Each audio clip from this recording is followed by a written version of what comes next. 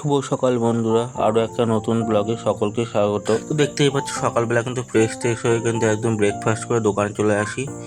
তারপর যথারীতি দোকানটা গোছগাছ করে নিই। তারপর আজকের কাজ ছিল কিন্তু এই সাউন্ড সিস্টেমটা, এটা কিন্তু টোটাল হ্যান্ডমেড। তো এটা তার ফাইনাল লুক দেখতেই পাচ্ছ। তো আমার কাছে কিন্তু সমস্ত রকমের হ্যান্ডমেড কিন্তু কাস্টমাইজ সাউন্ড সিস্টেম বানানো হয়। তো কারোর লাগলে কিন্তু অবশ্যই কন্ট্যাক্ট করতে পারো। তারপর রোজকার মতো দুপুরে খাওয়ার জন্য বাড়ি চলে আসি। তারপর স্নান টান করে ফ্রেশ হয়ে নিই।